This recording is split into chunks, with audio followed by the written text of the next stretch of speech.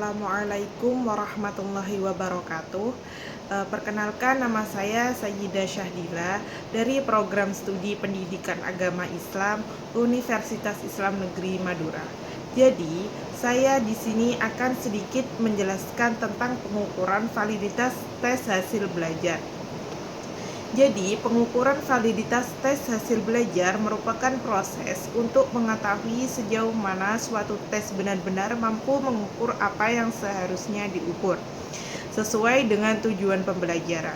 Validitas menjadi aspek yang sangat penting karena hasil belajar peserta didik hanya dapat dipercaya apabila instrumen penilaian yang digunakan memiliki tingkat ketepatan yang baik. Tes yang valid atau akan memberikan gambaran yang akurat mengenai penguasaan pengetahuan, keterampilan, maupun sikap peserta didik terhadap materi yang telah dipelajari. Dalam konteks pendidikan, validitas tes berkaitan dengan kesesuaian materi yang diajarkan dan butir soal yang disusun. Apabila penilaian dapat menimbulkan kesalahan dalam pengambilan keputusan seperti penentuan kelulusan, remedial, atau evaluasi pembelajaran. Oleh karena itu, pendidik perlu tes yang digunakan telah dirancang secara otomatis, terencana, dan sesuai dengan kompetensi yang ingin dicapai. Secara konseptual, validitas tes hasil belajar dapat dilihat dari beberapa jenis, seperti validitas isi, validitas konstruk, dan validitas kriteria.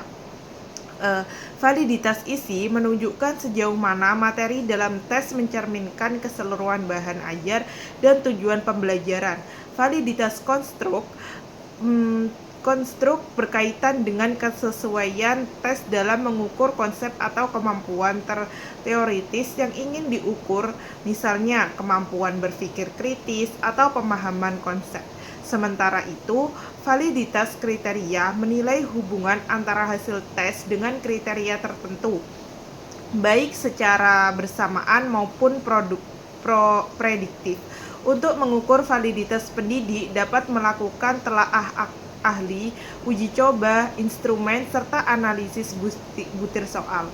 Dengan pengukuran validitas yang baik, tes hasil belajar akan menjadi alat evaluasi yang efektif, akurat, dan dapat dipertanggungjawabkan dalam meningkatkan kualitas proses dan hasil pembelajaran.